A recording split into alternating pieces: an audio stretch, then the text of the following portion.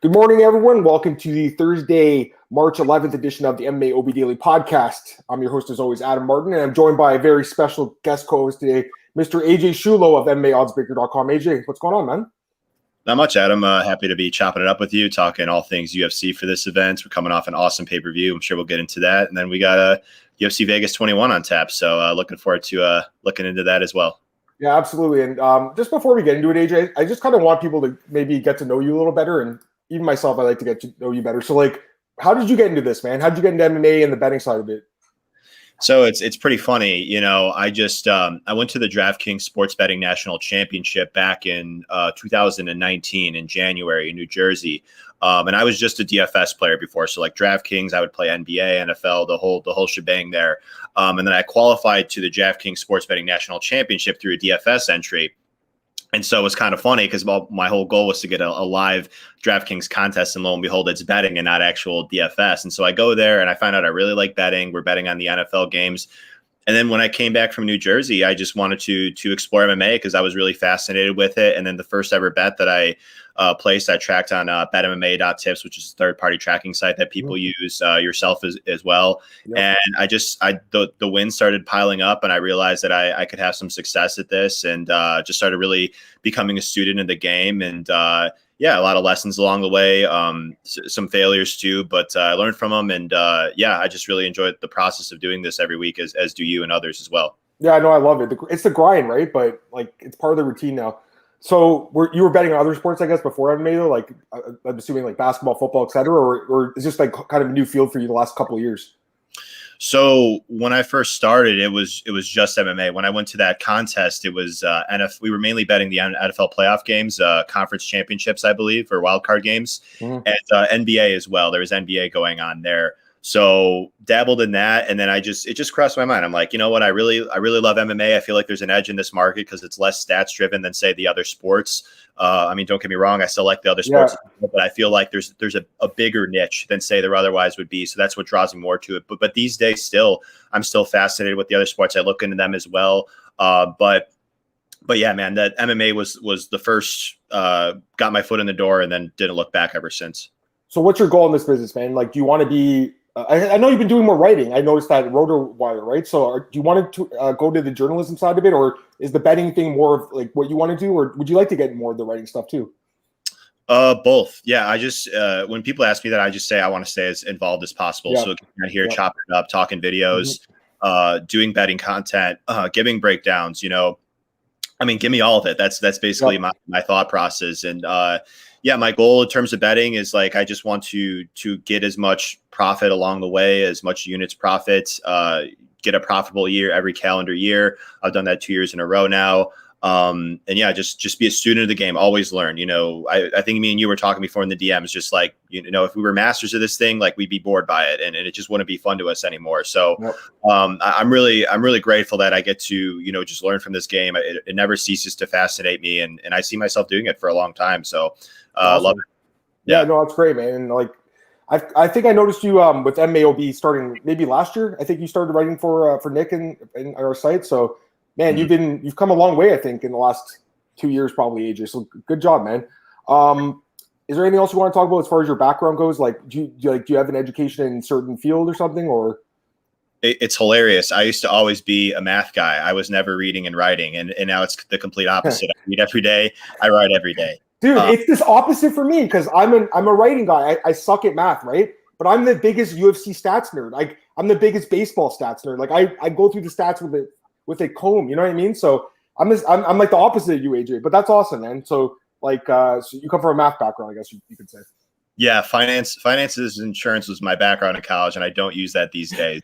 It's how it all works, man. But yeah, you mentioned it, Fantasy Pros, RotoWire. I used to be terrible at writing, man. Terrible. But it was. What's your advice there, AJ? What advice would you give to people if they had to ask you, how would you improve your writing? What would you say? I would look at samples of people that are really good at writing and see how they structure their content, how they present it. Because to be honest, it's unimpressive even if your content is good, the actual context of it it needs to be formatted in such a way that looks presentable. If it doesn't look presentable, people are not going to look at it. Plain and simple. Your content is presentable. You incorporate images, you space everything out. That's sexier to look at than say everything bunched in together. It just draws more eyes, and people will give you a chance to see how good your content is. In terms of the quality, I would just say keep trying, trial and error. My quality was not perfect starting out, far from it. So I would just say keep trying, don't give up, just take constructive feedback, learn from it, and then learn from others that are succeeding, and then you'll get to where you want to get to.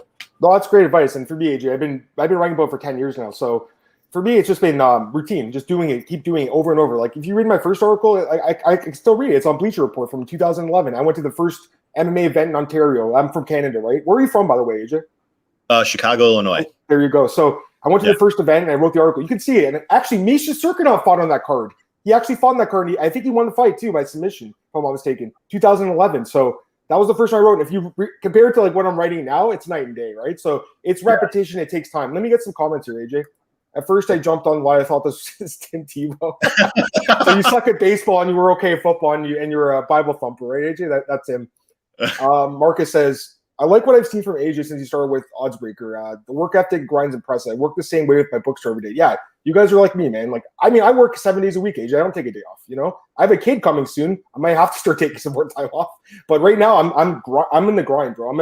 I'm so locked in right now, AJ. You know what I mean? Like, I'll give you an example. On Monday, dude, do you think I want to do 6 hours of tape study? Not really, but I did it. You know what I mean? Because I want that edge, and I want my articles to be good. And you saw the difference last week. I'm putting way more effort into it now because now I have the responsibility of giving picks to people, which is something I've never, did as a paid service kind of.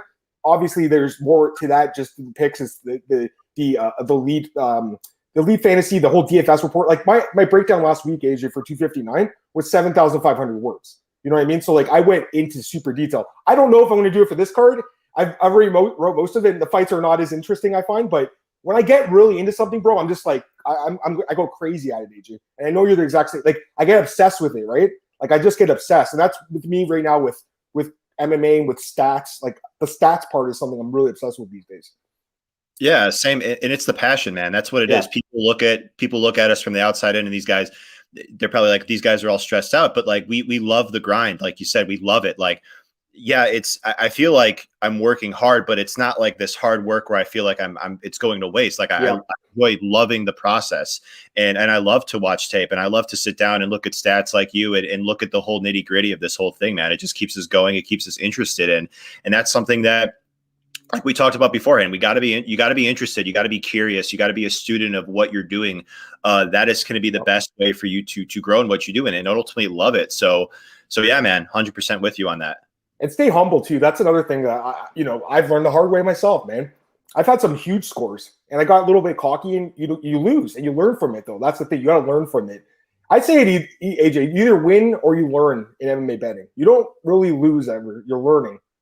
So that's what I kind of do. But the other thing I would say is, do your own research too. Yeah, it's great to listen to guys like me and AJ in our podcast, and you will learn more, and you will, probably have a more educated pick by listening. But the biggest edge you can have, AJ, is doing it yourself, quite frankly. And, it's as much as I want people to listen to me, I want you to make your own mind up as well. You know what I mean, AJ? Like, it'd be boring if everyone had the same pick. That's why last week I messaged you. I was like, yo, I'm going on a limb here and I'm taking you on. And I know I'm crazy. Everyone's going to think I'm nuts. And you were the only guy that was like, dude, I think this fight's closer than it looks, than some people think it looks on paper, right? So that was a pick that, I had to stick to my read from it. So there's just so much that goes into it, man. Let me get this comment here. Josh Hainer, best place for MMA stats. I use UFC stats website. Like I literally use it for every single. I couldn't break. If you're listening to someone break down a fight and they're not using statistics from UFC stats, I wouldn't listen to that breakdown, AJ. If someone doesn't know the reach advantage, if someone doesn't know the height difference, would you really want to listen to that breakdown? I wouldn't, bro. I only want to hear people that know this is my new philosophy, AJ. Leave no stone unturned. That's my new philosophy. I'm diving deep. Dude, I just watched Ryan Spann third fight because I want to see how did he get knocked out. He got knocked out with those short elbows against the fence. Same thing. I wouldn't have known that because it says TKO punches because the guy hit him with the elbows, then he finished with punches. Now I know he's got a weakness to those elbows when he's shooting him for a takedown. Now I know that because it's 10 years back. So, yeah, I mean, there's a lot we can talk about here. I just want to get these comments here. Marcus says, agreed 100% with Adam's comments of being humble and receptive constructive criticism. Some of the best moves I made was listening to constructive criticism. Dude, absolutely. And also have mentors, and it's hard in this business because people are very selfish in the MMA betting industry. I find there's a lot of stuff, but there's also a lot of people that will share their knowledge, like yourself, AJ, like myself, like Nick, like our boss. Nick was a guy I've learned from him for 10 years. That's the best mentor you could ever have in this business. So, have that support structure. That's important too, man. You can't do it on your own, really. It's hard. Let me get these comments. Andre says, congrats. Thanks, man. And Alex as well. Thanks, guys. I appreciate that. Yeah, I mean, like, I actually want to do the betting theory thing second, but I mean, we're jumping into it right now. Like, there's just so much to look at. Someone asked me, you were listening to the podcast, Claudia on Elite, and she asked me, like, what do you look for in these fights? Like, it was such a broad question. I had to answer it, like, succinct. But there's so much, AJ. Like, I'm looking at everything. Like I said, leave no stone unturned. Watch every piece of tape you can get. Watch every interview you can get with these fighters. Read every article you can get. Go to their Instagrams, everything. It all goes into that. And quite frankly, I've been lazy in the past. I'm not doing all that stuff, and I'm not doing that anymore. I'm going deep into everything. And I know you're the same way, man. Yeah, that's the way it's got to be. It's something that not everybody wants to do, but it's what you need to do to be successful in this. People will conveniently point to stuff that's said in interviews or what happens at weigh-ins and go, yep, this is how the fight's going to play out because this is what I saw at weigh-ins or this is what I saw in an interview. When, like, really, there are so many more ingredients to this recipe. Like, you got to look at everything. Like you said, UFCstats.com, look at film. Film is like something that most people don't want to do, but let me tell you, film is the most compelling piece of analyzing a fight. Let me tell you that. Boom. You believe me? I'm sure Nick could attest to that as well. Anybody else that's had success in this game, the best bettors look at film. It is something that, again, not everybody wants to do, but it is necessary for you to be successful in this game. And so where do you find film? YouTube. Yep. Everybody knows where YouTube is. There's UFC Fight Pass, which is just a few bucks a year. It's amazing tool, by the way. I just re-upped for 95 Canadian dollars. That's like less than a cup of coffee a month, isn't it? Or like a day. I don't even know what it is. It's $10 a month, basically. It's cheap, AJ. And I've watched every fight back. You know what I mean? Like that, if you're betting on fights, that's the best investment you can make is buying UFC Fight Pass. I think you'd agree with me on that one too. Yeah. And take the biggest thing for me, and this really catapulted my MMA betting handicap process, is take notes. Take notes. Yeah. Oh my God, yes. You will save time. You will save stress. Literally, when we were researching this UFC Vegas 21 card, I had notes saved for most of the fighters on this card. And what did I do for the film study here? I went back and maybe watched 1-2 fights for these fighters that we already have a lot of footage of, that I already had a lot of notes of. And I have a refresher on my notes. I get to see what they're like in the octagon one more time without having going back and watching 4 fights.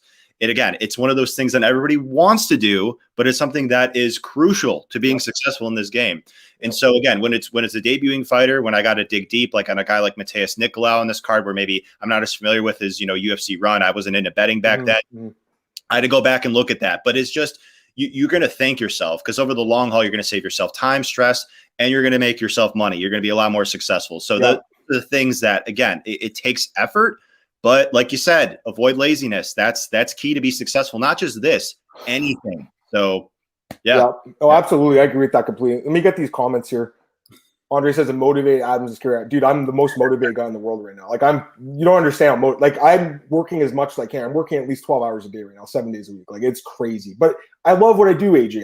I love dude, I've been in this game for 10 years. You know how hard it was for me to finally get this like success? It's been years coming, man. So I'm running with it right now.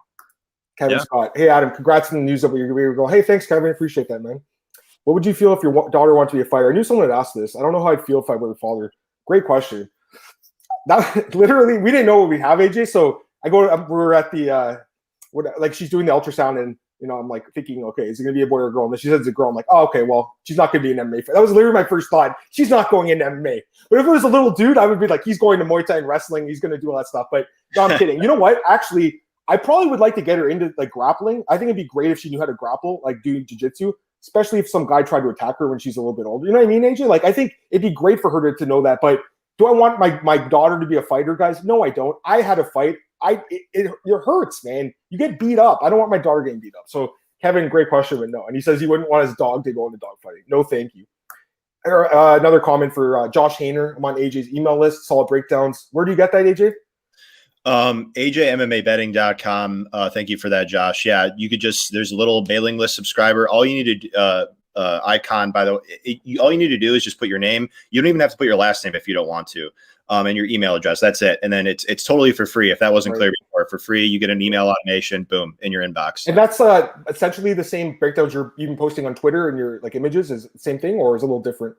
It's exactly the same. Just more. Okay, great. Yep. And he does a great job with that. You guys can see he had a few breakdowns I really agreed with. We'll talk about maybe a few of them. It's really hard for me. I can't give out my bets right now, AJ, because I have to give them tomorrow, obviously. But I can definitely give some leans today. You know what I mean? Let's get this last comment here. Andre says, "Are you a firm believer in a ring rust?" Not really. I mean, I am. I do think it's real. There's no doubt, but it just depends. Like Leon Edwards has not fought in a year and a half. Having said that, I think he wins this fight. You know, I just think he's that much of a better fighter. So it just depends on the fight. Like, yeah, generally, fight. Have you ever read the book Fightnomics by Reed Kuhn? You ever read that book, AJ? I have not. You should read that book, AJ. I mean, it is a little outdated now. It's 8 years old, but the stats, back then, that's where I discovered like the reach advantage. That was the first book that showed like they proved that majority of fighters that have a reach advantage win their fights, right? So that's an interesting book. But one of the things I remember from that book was anyone with over 365 days of layoff generally is more likely to lose. And that's something I've always kept in mind. But it's not a hard and fast rule because Dominic Cruz, when he fought Mitsugaki after four years, knocked him out. GSP came back after a long time. But those are like elite guys. Leon Edwards, I think, is an elite guy. For the average run-of-the-mill fighter, AJ, I'll give you an example. Matthias Nicolau, he has not fought since, I think, July 2019. I think that's a huge issue going in this fight. I think Cape actually had the same problem in his last fight. He hadn't fought in over a year, and you saw the ring rust. I think we'll see some ring rust from Matthias Nicolau. And AJ cites like what is it, AJ? Quickly. www.ajmmabetting.com. It's also cool. On my Twitter bio. Like it's linked in there. So yeah, just follow AJ on Twitter, guys. Let's talk about that fight that they announced, though, AJ. This is a new fight that was announced, guys, for this card. Okay, actually, quickly, Ben Rothwell versus Philippe Lins. Dude, I was going to throw 3 units on Ben Rothwell. I absolutely loved him in that spot. He was going to knock the fucking shit out of Philippe Lins. Philippe Lins was probably scared and didn't want to fight him, dude. I saw his interview with John. He was like, what do you think about fighting Ben Rothwell? He's like, well, he's really big and strong. He's impossible to knock out. I'm just thinking, this guy has no way to win this fight. Like, he has literally no way. So that sucks. But they did add one more fight, AJ.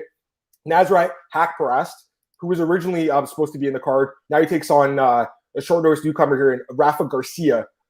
Okay, so I know you did your breakdown. Actually, I believe you shot it out on your mailing list. So let me give my thoughts on this fight because I've already seen your thoughts. Let me give my thoughts, AJ. So I think Haqparast is a very good prospect. He's only 25 years old. He's improving. He's got a lot of experience in the UFC. I watched his fights back yesterday. The Jober fight, listen, man, he got caught by a really powerful striker. Like, that happens. I don't like the fact he darted in like that. Like, that does scare me. Hopefully it doesn't happen in this fight, but I think he's learned from that. We saw in the last fight against Alex Munoz fought a much smarter fight. That's a similar game fight to this, in my opinion. Like, this guy, Garcia, to be honest, I was very impressed, AJ. I liked his tape. He looked good. He's aggressive. He gets the takedown. He has some KO power. I liked what I saw, but to me, this is a kind of a tough matchup. It's like he's fighting a top 20 guy in the UFC in his debut on 3 days' notice. I'm not saying Haqparast is a lock, which, by the way, I hate that word. I hate that word safe, trust. I'm literally shitting my pants, guys, until the final bell rings in any fight, including a fight like Adesanya Blachowicz. You know, AJ, you know what's crazy shit I've seen MMA guys win in the last second of a fight? It's MMA. You never know, right? Anyways, As far as this fight goes, yeah, I mean, Garcia was impressive. I just think it's a bad matchup for him. And I know you're on Haqparast. I'm on him too, bro. I like him too. I mean, the price is not – we should talk about the odds quickly. It was -360 plus 300, but that's a -360 that I think I'm probably going to have to parlay this weekend, AJ, because I do think he wins. Like, I think he's like a 90% winner here. It's just a bad matchup, I think, for Garcia. But I do think Garcia is not bad, and I think he does beat some guys in the UFC. So what are you thinking, AJ? So yeah, I bet Haqparast here, 4 units at -375. One thing that I'll say that people look at in the betting community, they see a wide line and they go, well, this line's wide, there's no value on it. But I agree with you. I think it's closer to 90%, which would imply more value for Haqparast. I looked at tape, and like you said, he's not only is he more prepared, more proven, much more tested at UFC level, he is a much better striker here, much, much better. Technically, footwork, defensively, output, power. Garcia, like, he just kind of lunges with his punches, wild hooks in the pocket, flat-footed in striking exchanges. I think is a terrible matchup for him. Like you said, I don't like those words lock or guarantee or safe either. But I think most likely Haqparast goes out here and dominates this fight. Garcia has some wrestling, like you said. Yep. Haqparast, he's a great defensive wrestler, I think, though. He could sprawl really well. Even if you look at that debut against Held, Held could chain together multiple takedowns. I haven't seen any sort of wrestling out of Garcia to say that he does that. A lot of the times when he goes for takedowns, he doesn't even go below the right waist. He struggled to take down Bondanite. Bondanite easily got the underhooks and shoved him times. And even when he took Bondanite down, he couldn't keep him there. So, with this matchup, I think it's going to be won or lost in the feet, where Nasrat is just much, much better. So, I love Haqparast as a prospect, and even in hindsight, I think I love Tarukian, but the fact that Tarukian was over 3-1 against him was a bit bizarre in my opinion. I still favored him there, but it was the Israel Jan logic where I'm like, this fight is way closer than the odds indicate. So yeah, but I love Haqparast as a prospect, and Garcia, he could have some success too, but I just think this is a bad matchup for him. I agree completely, AJ. I think I was a little bit more impressed by this guy than you were, which is totally fair. Because there's for instance, I wasn't impressed by Casey O'Neill when I saw her tape, and she went and dominated her fight. So you never really know. You never really know. But this is a great example of why you should look at tape, AJ. Because if you look at his record, he's undefeated. He's beaten some UFC veterans like Esteban Payan and Humberto Bandone. And he beat LaRue Burley, who's kind of a name, and Chase Gibson, who was on Contender Series. So he's got these names on his resume, right? But then when you watch some of the fights, it's like Payan was, at the end of his career when he beat him. Bandone is a guy who was cut from the UFC. He's inconsistent. The Eric Gonzalez fight, AJ, I watched back. He was getting teed off on in that fight, and his opponent gassed out, and that's how he won. If Haqparast does that to him, he's going to knock him out, AJ. So I'm with you. I like Haqparast here. Did the DraftKings price go up? I was looking last night before I went to bed, and I didn't see it. You mind checking? Or I didn't see it either. I could. No worries. No, that's okay. No worries. But yeah, I mean, he's a guy that. What are you thinking? A finisher? You think by KO, TKO? I think so, because like you said, Garcia's undefeated, but I think there's just such a wide skill gap here and Garcia's just very defensively liable. I think Haqparast could knock him out. He's knocked out guys that are historically pretty durable, like Joaquim Silva. So I think Haqparast has got it. Yeah, I'm with you on that one. Let's talk about some other fights in the card. Again, can't really go into too many. We don't have a ton of time here, but let's talk about this fight here. And I tweeted about it this morning. Actually, let's take this comment. Haqparast, a tiring style and short notice. Dude, it's tough. It's a tough fight. Let's talk about this fight. Misha Cirkunov, Ryan Spann.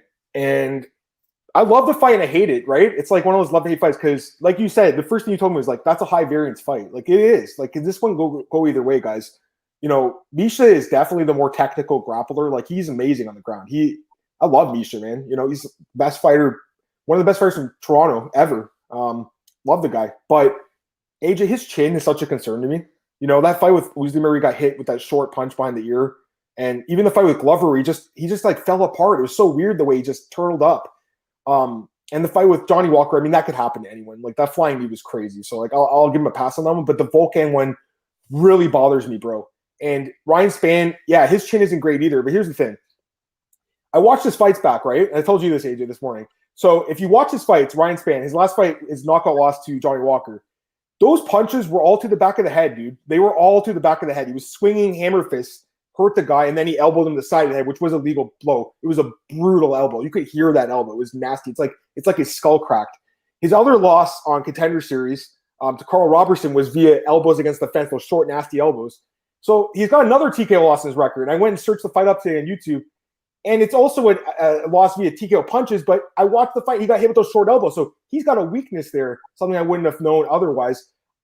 I just don't think it matters in this fight because I only think that matters if he fights a guy he wants to shoot on. He's not shooting on Misha. He's going to want to stand bang. I just think he's got way better boxing, man. You watch the fight with Nogueira. I was at that fight, AJ, that nasty uppercut he knocked him out with. I know it's an aging fighter. If he connects and lets him up, this guy is huge. AJ, I'm 6'3", and I'm a heavyweight. I was at the airport with him when he was flying to Brazil because he was on the same plane as me. This guy's way bigger than me. Somehow makes 205. I don't get it. So, yeah, I mean, I want to hear your thoughts on it, but I'm thinking Spann by KO, man. It's just a high variance fight, so it's hard to really go crazy on it. What do you think? So it's not a hard disagree, but it's a disagree nonetheless. Misha to me, I think is just the better fighter everywhere. I think he is the better kickboxer, the better grappler as well. But I can't bet him even at this line if I think he's better everywhere. Because like you said, in my opinion, he's lost to guys that he's better than. I think he's better than Uzdemir. I think he's better than Walker, and this might surprise some. I think he's better than Teixeira. I mean, we even saw that in the Teixeira fight. He was boxing him up, and then you said he took him down from the body lock, and it was like no resistance. I mean, look, Teixeira is a great grappler. We know that, but like Misha is also a great grappler on paper, but he gave him literally no resistance. Thiago Santos gave Glover a lot more resistance on the ground than Misha did, when that shouldn't have been the case, at least on paper. So it's like this fight where, like, yeah, Misha should be winning, but it's like if Spawn has a big moment, that could be the fight. Like he could just hit him with a big punch, like you said, on the feet, because he hits really hard. And then he could knock him out, or maybe even finish him on the ground. I mean, I've watched the Crute fight like 3 times already. And that he was almost stopped there too. I know, dude. Yeah, it worries me. Canada, right? Yeah, I mean, it's just like Crute was just pounding on him, and it's just like it reminds me of Tom Breeze. It's like he's a black belt on paper, but he does a lot of shelling when he's on his back. So it's just he doesn't control posture. It's just like you don't want to see that out of a guy that's so high level in terms of the grappling, but he's done it time and time again. So as far as a pick goes, I'm picking Serkinov, but no way would I bet him, because we've seen this so many times. You know, I looked at the under 1.5 rounds, but I'm personally staying away from it. It is a good fight for DraftKings, though. I will say, well, you have to play both sides in this fight, I think, right? Like you have to have different teams with both sides in this one. That's some free advice I'll give you guys, but that's pretty obvious too. You know, I'm actually looking at the under too instead of a side here, to be honest. Even though I am going to pick Span, I'm looking at the under because, dude, I just think this fight, Misha's got 5 minutes of cardio, in my opinion, at this point. He was going to probably shoot right away. And does he get the takedown or not? And if he doesn't, he's probably going to get KO'd in the first minute. I think potentially Ryan Spann can knock him out and get that first minute bonus too. So that's something to keep in mind. But again, it's such a high variance fight, right? It's tough. And you know, here's another thing. I don't know if it was you that tweeted or maybe it was Jinx of the Night. I'm kidding. My boy Lock of the Night. I'm kidding. I just say Jinx of the Night because he's had some unsuccess lately, but I'm just joking. I love that guy. You know, what was I going to say? I completely forgot my point of view. Oh, yeah. He said, you know, you got to cap a fight for the skills, right? But you can't count for that one punch KO that can come at any time. I just think in Misha, like in this case, that's a perfect example of it, actually, because Misha's the better fighter. I agree with you. I actually agree. He's the better MMA fighter. And that's what I'm looking for, AJ. But I think in this case, you can kind of account for that one punch KO because we've seen it multiple times with this guy. He just doesn't have a great. Same with Jason Witt earlier in the card, another guy with a sketchy chin, in my opinion. These are guys that, yeah, I mean, they're better. Maybe they're better on paper, but that chin is such a problem, AJ. So that's another thing that's hard to cap, quite frankly. Like, yes, this guy's like Misha's so good on paper, but the durability, AJ, and especially when he lost to Volkan, that was such a shocker at the time. Like, it came out of nowhere. I know you weren't really around at that time, but that was a big shocker for a lot of us. Like, we didn't expect his chin to be that weak, and he got hit in a good spot. Not a chin, really. He's behind the ear, but you know, it's one of those things. Anyways, any more thoughts on that fight? I guess or. I mean, Locke makes a really good point in that. I don't think I don't really back the guys where I think like their only way of winning is by knockout. Like if I think the other guy's just a lot better than them everywhere. Of course, it could happen. There's Francis Ngannou, Yoel Romero. They only need one moment to get the knockout. But when I'm handicapping a fight, I just tend to side with the fighter with more passive victory. So I totally hear everybody on Spawn. I would be 0% surprised if he goes out here and gets a finish, but my analysis tells me Serkinov's a better fighter, and that's why I side with him. And how come you're passing on the under? I'm just curious. Like, you think there's a chance it's going to be like the Alvey fight where it kind of drags on, or? Well, it's like this. I can't gauge exactly how good Spawn is off his back, and I think that's where Misha, a lot of his like equity is in finishing. Like Spawn seems decent, like he's a threatening submission grappler, like from the like the guillotine position. But I wouldn't be shocked, I guess, to see Misha pass his guard. I mean, passed Crute's guard, got in the mount right away. So it's like one of those fights where it's like there's a lot of unknowns, similar to Nicolau and Kopp, to where I'm like, I mean, I don't feel that comfortable betting a fight where there's just too many unknowns floating out there. So my goal is to just watch it back and see. Yeah, fair enough. You can't bet on every fight. Like, I don't recommend doing that, by the way. Like, it's not a good idea. This guy has a parlay of these 6 fighters. Like, I really stick to 2 fighters. Parlays, AJ. I know you don't even do parlays, obviously. I don't think, right? Or do you maybe two fighters? No. It's just that I've had some hiccups when I've laid minus 400 and stuff on guys. That's why I'm trying to pair them together now, because when that happens, you really hurt yourself, you know. But in general, I'm with you. I mean, I like to stick to single bets, so this parlay could hit. I mean, I'm picking all 6 of those fighters to be fair, but let's be honest, guys. I mean, there's going to be a parlay buster probably in there, Daniel. Like, I hate to be the bearer of bad news, but like I could see Angela Hill losing that fight. That's someone I personally, maybe do it again without Angela. Like, I wouldn't trust her at that point, at that price that she's at. She's at minus. How is she minus 380, AJ? Tell me how Angela Hill's minus 380. Why is there hype behind Angela Hill? Well, I think a lot of it is people love rematches. We already saw the one fighter win, and when you see a clear result the first time, people get really, really excited the second time. We saw that against Poirier and McGregor, but it was weird. We've even seen it like Beneil Dariush and Carlos Diego Ferreira. That fight was lined very close, despite the first fight not being very competitive. But the thing that people factor in is the unknown factor. I always say with betting, when you already have a fight that's played out, we saw how it went. It creates a lot of confidence in the betting community to say like, hey, this fighter has a very good chance to win. And I was on Poirier against McGregor saying like, this is a different fight. This is so much has changed since they last fought. And Conor's been so inactive.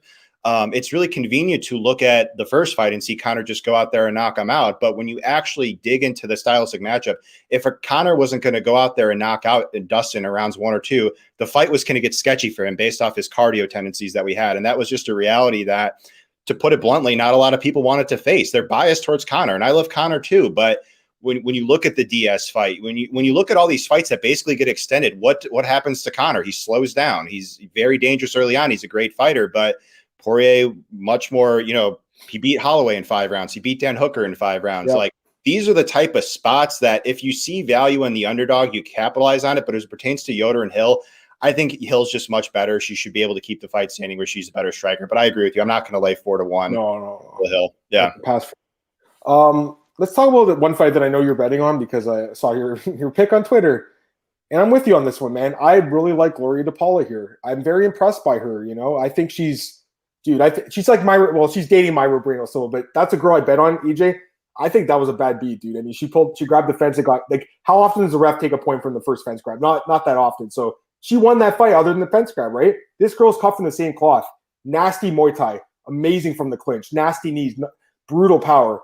The takedown defense is a huge concern. That's the biggest concern I have. And I think she'll lose to better grapplers, but Jinh Frey, what is Jinh Frey even good at in UFC? Like, what has she shown that she's good at? Nothing. She lands like 1 strike per minute. Like, it's terrible, AJ. No output, bad ground game, no wrestling. Her cardio is good. I'll give her that. She's pretty durable. But, I mean, she lost to Kay Hansen, bro. That's a bad loss. That's a 21-year-old girl you should beat. She's 35 years old. She's taking on someone, DePaul, 25 years old, AJ. A longer fighter, more devastating knockout power, trains at a great camp. I love everything about this girl. Listen, I was talking to a friend of mine. He goes, who do you like? And I'm like, DePaul. He's like, that line looks really high. And I'm like, you didn't do your research. She should be a bigger favorite here, in my opinion. I love her here, AJ. I know I'm blowing your spot, bro, but I love her, man. You said it well. And here's the thing. I'm not saying that she's like a complete fight or anything like that. I'm placing the bet because I feel like she should be a bigger favorite than the odds indicate. And I think she's good enough at this particular point in time to beat Frey. You said it. She's way younger. I think she's going to be the more physical fighter in here, a natural strawweight. She's even like strong for the strawweight standards, I would say. She trains with Buena Silva, which I like. And she has that same type of prototype. Fearless, walk you down, throws hard, gets in your face. Volume, like you said, I think she will have the much higher volume than Frey. Hits harder, I think. So I think it's going to be tough for Frey to discourage her from walking her down. And in the clinch, just like Myra, she has the Muay Thai clinch, hard knees, hard elbows. So in the clinch, in open space, I like her. I like her as a grappler as well.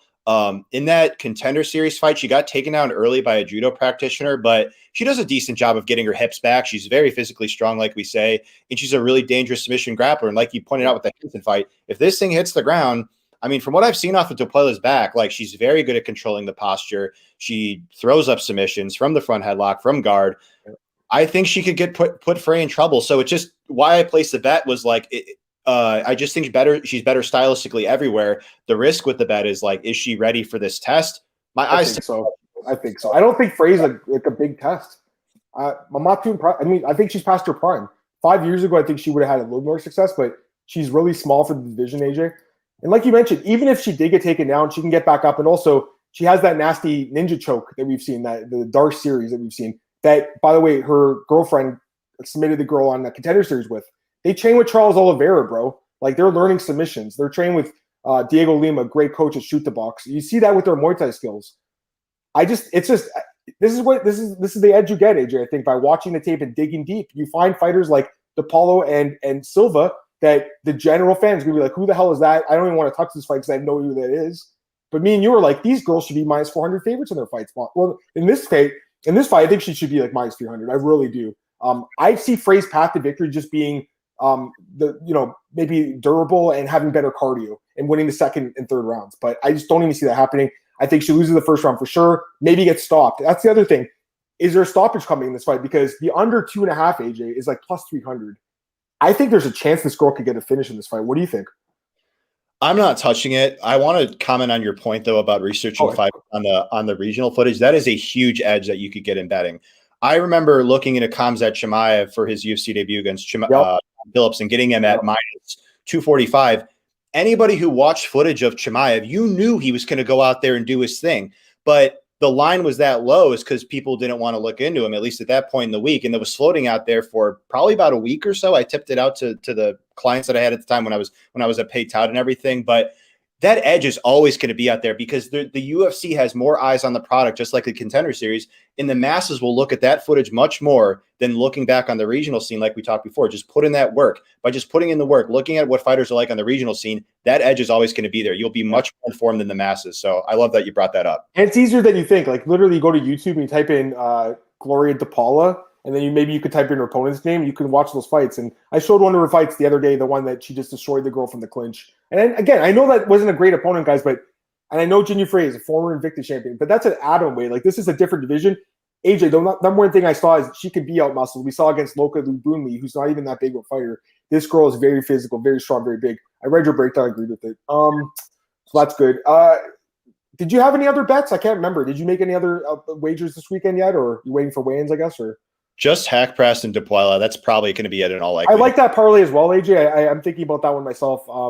I'm with you on both. Like, I think they could both be bigger favorites in their fights, so I'm with you on both of them. I mean, listen, it's MMA, guys. We all know everything can happen, but I do like both those fighters. And when I checked yesterday, a parlay was like around even money. Like, that's what you want, I think. You want to make even money bets. Try to get more right than wrong, AJ.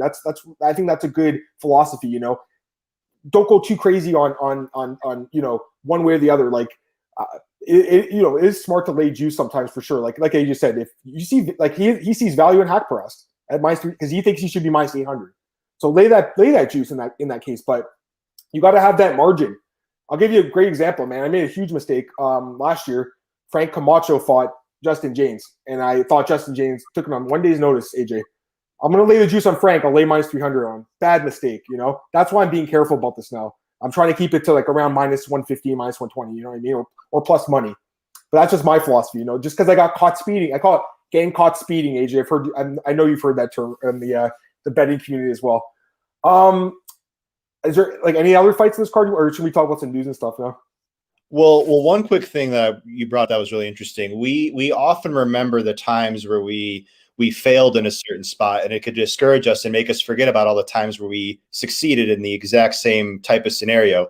You brought up a point where you lay the chalk on Camacho and it lost, but there's been plenty of other times, I'm sure, where you've laid the chalk and it's worked out tremendously successful for you. And that's something that I need to work on as well. There's been times where spots in the past maybe discouraged me from making the same type of play, when in reality, in the long haul, that's a good long-term decision that I can make where there's more success to come. There's more success that I had in the past. So that's always going to be another angle. Just don't get too hung up in like the results. Just ask yourself before the fight actually plays out, am I doing my homework? Am I making a good process here? Is this a good bet? And then just seeing what happens with the results and just let it ride. That's great advice. Thanks, man. I actually feel better now that you told me that. Talk a little bit about news here. Actually, some betting news. We got Dana White. He's going to bet $1 million on Ben Askren to beat Jake Paul. Do you have a side in that? Like, I don't know. Do you watch boxing at all, or like do you pay attention to this the whole celebrity whatever? Go ahead. I've seen enough to where I think Jake Paul is going to knock him out. Is where I'm at. I mean, like, I understand. I've heard some people say, well, like, oh, well, Jake Paul, he's a YouTube star, and Ben Askren, he's an MMA fighter. He should kick his ass. I don't see it. Like, Askren, striking has never been his strength. He's, I get he's an Olympic level wrestler, but unfortunately at right now, Paul is just younger, much younger, faster, better hands, better technique.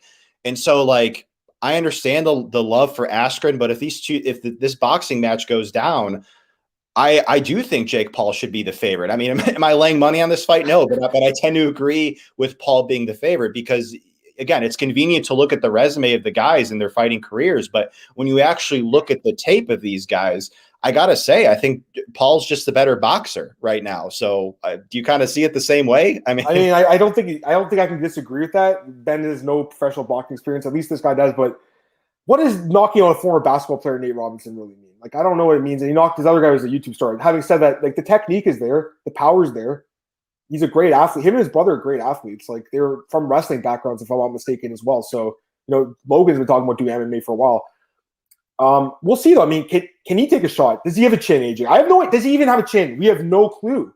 So that's why it's a really tricky fight to bet, I think, because this guy, like, at least Ben's fought, Douglas Lima, Lyman Good. Like, he got KO'd by Masvidal. And I get it. It's a different sport. It's hard to really know, but never really shown good boxing, right?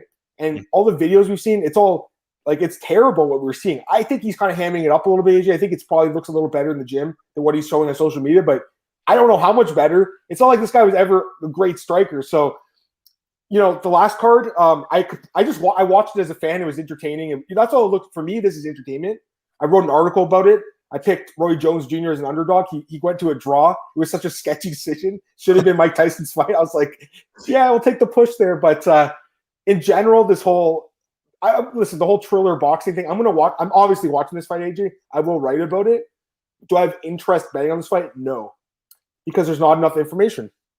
And that's something that I love. The more information, the better. Go ahead. No, you said it before. It's totally okay to just sit back and enjoy it. And that's what I'm going to do with this fight. And look, if Askren goes out there and looks great, that's awesome. I'm just, I guess I'm 0% surprised that Paul's the favorite. I wouldn't be surprised at all if Paul just goes out here and looks maybe even more comfortable than odds suggest, but no way would I bet it. Like you said, there's too many unknowns. Yeah. So. And for Ben, I mean, it's a great payday. So he might just go in there and get KO, but whatever. He's going to make a couple $1 million probably for doing it. Let's get this comment from Cole, one of the best guys here. He says, one of my buddies was like, watch Asker get rocked, shoots a double leg and gets DQ'd. Oh my God. At least there's no belt on the line. And Kenshiro's in the chat too. Hey, Kenshiro, how's it going? He said he won 3 10-fight parlays. Man, you're the parlay king. Every time I ever did that, AJ, I've always lost like one leg of it. Like, so I just stopped doing it. Honestly, I was just like, I like a lot of people throw a buck or something on like a 10 or 15 fight parlay. That never, like for me, that never cashed. There would always be at least one hiccup. So I like to stick to singles, man. Like, I like single bets on sides. That's what I like, guys, on a fighter. I will take on, some props or totals if I like it. Like the Span fight, I'm really considering that, AJ, because I think that's like a 75% chance probably that it does end in the first round, and it's -130, I think. So there's value. It's just that it's still risky because generally, like, you want to take it over, I think, instead of under 1.5. That you don't get much time, but in the light heavyweight fight like that, someone get finished. Let's get your thoughts on this one. I don't want to go too in depth on this because I've literally talked about it on 3 straight podcasts, so I don't want to go crazy. But I haven't heard your thoughts, so go ahead, man. Your thoughts on Aljamain Sterling versus Peter Yan and this guy Kenshiro. Do what you're good at, high riding degenerate. Dude, you're killing it, man. So don't do anything different than Kenshiro. Don't listen to me. I'm dumb compared to you. You hit your 10-fight parlays. AJ, your thoughts on that? I haven't bet on Peter Yan, so this one hurt a little bit. I'd love to hear your thoughts on this one, man. So here's what I'll say. The situation as it is unfortunate, right? We didn't want to see the fight go down like that. And it's just one of these random things that happens at MMA. It's the last thing that I can recall that happened that was even similar to this was when John Jones kneed Anthony Smith, but it was ruled unintentional. Jones got docked 2 points because there was some other stuff going on in that fight. And so that was that. My thing with the betting side of it is we see these sort of things happen where one fighter is dominating the fight, we're winning clearly, and for whatever reason, whether it's a DQ, a knockout, a bad decision right on the Georgia scorecards, it totally surprises us. We didn't see that coming, just something where it's going one way and then it completely flip-flops. I've been on both sides of the equation. I was on Alistair Overeem against Jairzinho Rosenstruck, literally 10 seconds left, and then he wins that fight, right? He gets knocked out. I was on Curtis Blades, not straight, but points handicap, which is a great bet that I'm very fond of, 5.5. But Blades was beating Lewis comfortably, and then Lewis knocks him out. So the way I view it is, if it's from a betting perspective, if it's a DQ, if it's a knockout, over the long haul, you're going to get calls like this that work for you and against you. It's not, we're hung up on it right now because it happened recently. The more we get away from that event, the less it's going to be in our minds. It still could be there, no doubt about it, but it's going to be there less. And so the more we play this game, the more we will get, some pleasant calls and maybe ones where we go, oh, we got a little lucky there, or maybe not so lucky. And so that's the way I approach it. I'm not too hung up on again, well, if people really like Jan, they're going to rematch, it looks like. And so they could get another chance to bet Jan. So like I said, I don't know that there's so much to learn from it, because it was just such an unfamiliar or such a weird result. Yeah. But it just look at it from the long haul. You get some of these calls for you and against you. So I wouldn't personally get too hung up on just this one result. Just look at the big picture. No, I agree. Listen, it's a bad beat. It's a bad beat. It's one of the worst beats in MMA history, in my opinion. But I moved on from it 5 minutes later, from a betting perspective. Now, from a journalist perspective, this is something we're still talking about, AJ, because I think there needs to be a rule change where the belt cannot change hands via disqualification. That's the problem here. It's not that Jan was DQ'd, because, listen, he deserved to be DQ'd. He did an illegal shot. But I just think the whole giving a belt to a guy that was getting his ass kicked seems really weird, man. I don't like that. Let's get a comment from Alex. He says, the best thing for 259. Dude, he said that like 2 pay-per-views ago. I remember writing about it. He said, we're finally getting to beat a fight. They're just going to rebook the Yair fights. That's a fight they've been wanting to rebook for a while. I think they're just going to do that. Probably. Sorry, what did you say? No, I said probably. I agree. Yeah, I think so. And I like that fight, just that, there's been a lot of issues with Yair running from USADA and allegedly.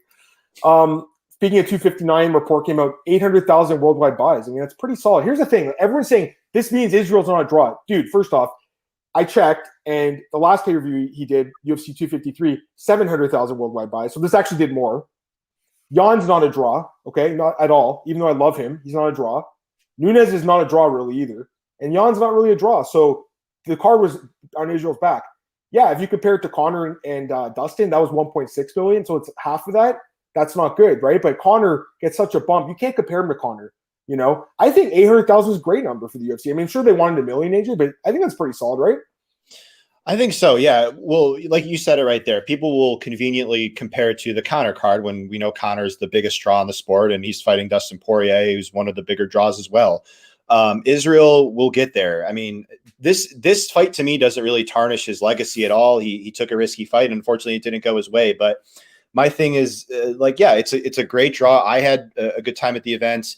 I do find Nunes a big draw. I mean, she's beat the who's who. I mean, there's really not a huge challenge for her. It's good for her that she could still find challenge within all these fights. And that's part of the reason why I think she stays great. But 3 title fights on the line. Like, look, I mean, not every pay-per-view is going to sell 1 million, but it is what it is. Basically, we'll just see. I think the UFC is only going to get more eyes on its product as time goes on. People are getting more and more familiar with the sport. People are asking me about the sport now. It's on ESPN. So the familiarity with the sport is only going to get better. We're only going to see these numbers go up. So I think it's only going to be a matter of time before we see a card like this eclipse 1 million pay-per-view. I agree with that too. Yeah, the sport's getting bigger, guys. Like I noticed that too. Here's the question. Sorry. Kenshiro says 800K is a law considering you can't buy pay-per-view outside the ESPN network. So what it said was 600,000 in the States, 200,000 worldwide. And you're right. I mean, I don't know. Like in Canada, we have to buy it. We don't get ESPN Plus, so you'd have to buy it via UFC TV or via your satellite provider, I guess. But in the States, I guess the only option now is to use ESPN Plus. Is that correct? I think so. Yeah, it's crazy, right? So, and that's why everyone's complaining about the streams and stuff. We want to get into that. Israel says is a stand-in for John Jones. John Jones is a steady 700,000. Exactly. John Jones, and I love the guy. He's the best fighter ever, in my opinion. He really wasn't a massive pay-per-view draw. It was a big pay-per-view draw, not massive like Conor or GSP. Now, actually, that's a great point because in the day since the fight the other night, AJ, Israel was saying that the plan was to go up to heavyweight, had they beat Jan. And now Jones is like, yo, dude, you got exposed. You have no takedown defense, and you have no offense off your back. And that's a great point I thought he brought up, AJ. He did nothing off his back in that fight. He just laid there for the last couple of rounds. I was, and I picked Jan. I picked Jan, AJ, but I was actually even more disappointed by Israel than I thought. I thought it'd be, like, to me, it wasn't that – I don't think it was that competitive, honestly. I think Jan won, clearly. I thought Israel, would have a little more tricks up his sleeve. I'm not sure what happened. We didn't really talk about that fight, AJ. What were your thoughts on his performance and Jan's performance in that fight? Look, I mean, this was the another spot where you had value on the underdog, and I'm glad that you bet it. This is another Conor versus Dustin Poirier 2 spot where the public is so high on one side that it almost takes away from the one fighter, even though it's not a bad style matchup for him. The odds that we saw for that fight, over 2-1 Israel, would imply that it's a good style matchup for him. But we were talking about beforehand, he doesn't have this long reach over Jan like he typically does. Jan's a far more technical striker than some of these guys he fought. He was going to be bigger than Israel. I know that you could fire back and say Israel had the speed. That's fair. But Jan, better grappler, as we saw there as well.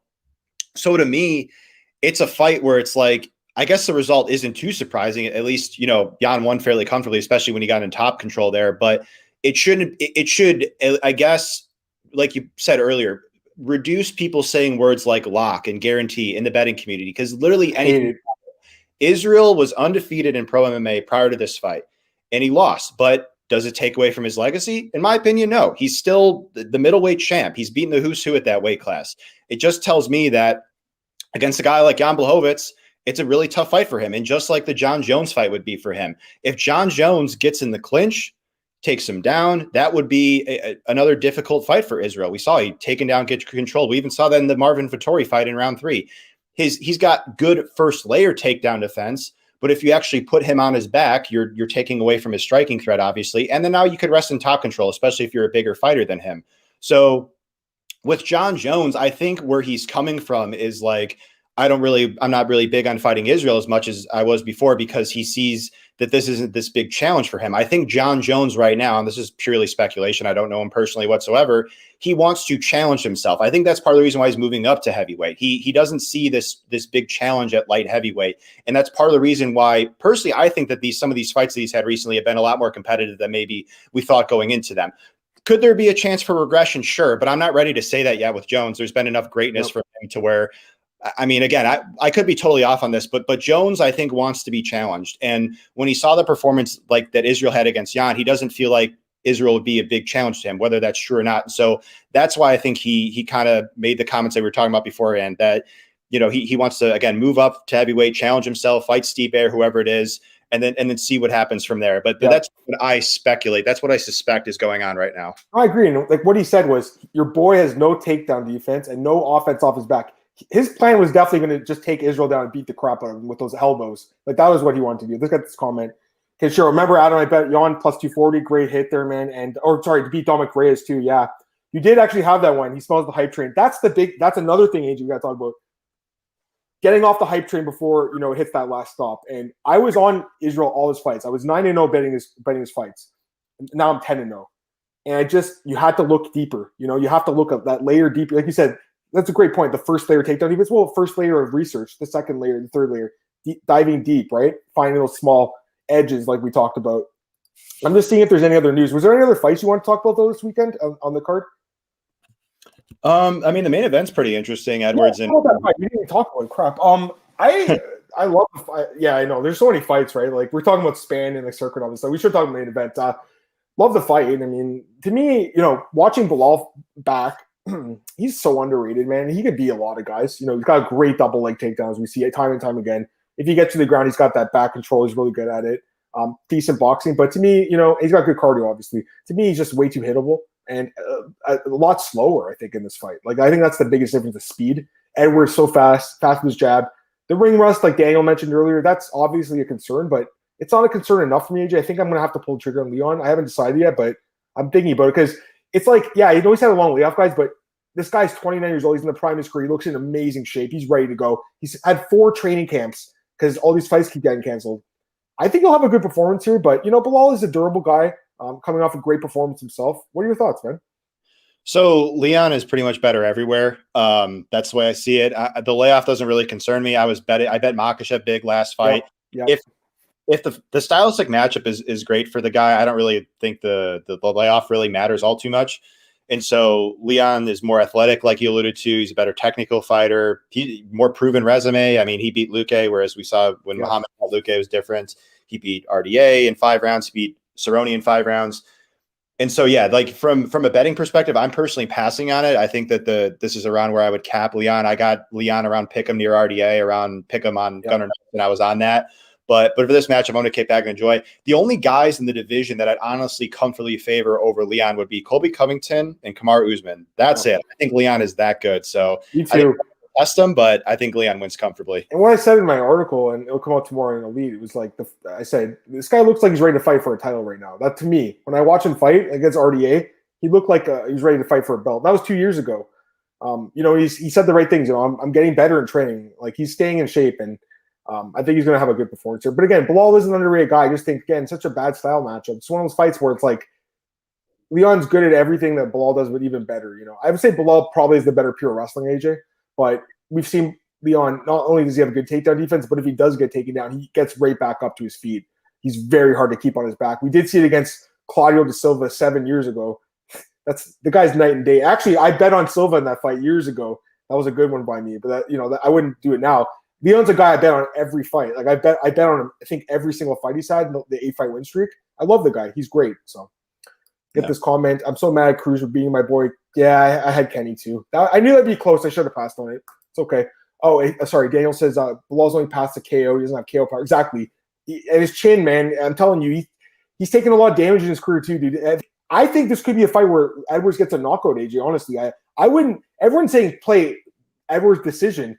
I wouldn't. I would stay away from that kind of specific prop guys. I could see Edwards finishing Bilal. I don't know what your thoughts on that, AJ, are. He does pack power, does Edwards. Especially, I love that shot that he lands on the break from the clinch that he landed on Nelson, almost knocked him out. But with Bilal, he kind of reminds me of Li Jingliang, where he's tough to actually knock out, but we've seen him rocked in so many fights against Simon Good. Alan Juban rocked him bad 3 times in that fight, dropped him. Joban, right? Yeah. So I guess I wouldn't be shocked. The thing that I like about Leon is he is a composed fighter. If he has you rocked, he's not going to go berserker on you. But it is a possibility. I do think it's well within reason. I think so too. And everyone's saying, take Leon a decision. It could hit guys, but I'd be very careful with that. Actually, what is Leon by knockout? Just because I think, no one's thinking that way. Leon by KO, where is it? Plus 350. Nah, I don't really like that either. I'd probably just end up parlaying him somehow. Let me get to the last couple comments, guys. We're gonna get out here in a couple minutes. We're almost done. Thanks for joining us, AJ, for the past hour. I appreciate that, man. Marcus says, do you see value in the underdogs the first round of the Bellator light heavyweight tournament? Gotta do this really quick. Do you cap Bellator too, or do you only cap UFC?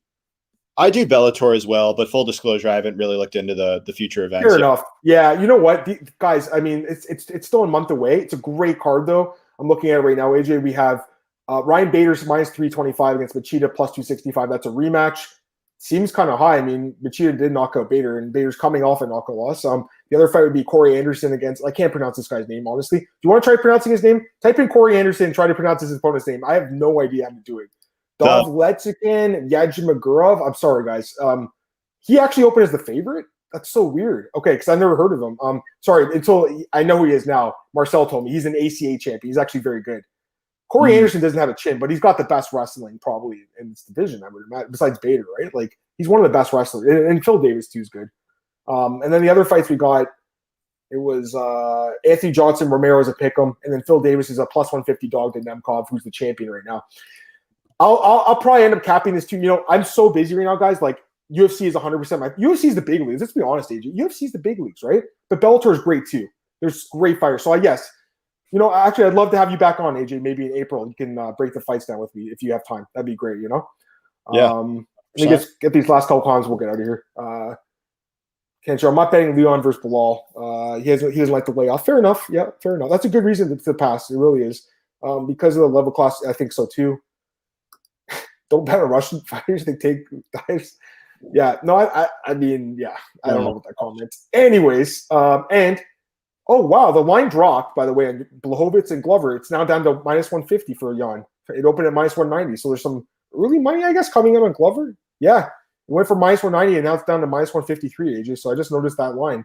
Early money's coming in on Glover Teixeira, who you think is not even as good as Misha Serkinov. So I'd imagine this is going to be a 4-unit bet for AJ come September, whenever these guys fight. Anyways, I think that's going to be it for today's podcast, guys. I just want to thank AJ again for giving us his time. Appreciate it, man. And everyone who joined us in the chat today was awesome. Love to get you back on sometime, AJ. You brought the game today, man. It was great. So just plug your stuff one more time. You got about 30 seconds left. Go ahead. Yeah, it was awesome doing this with you. Looking forward to doing it again on Twitter at AJ_SCHULLO. Contribute to MMAOB, like Adam said, Fantasy Pros, and RotoWire. So, looking forward to the event and best of luck. Yeah, best of luck to everyone. And for me, follow me on Twitter at MMAdamMartin.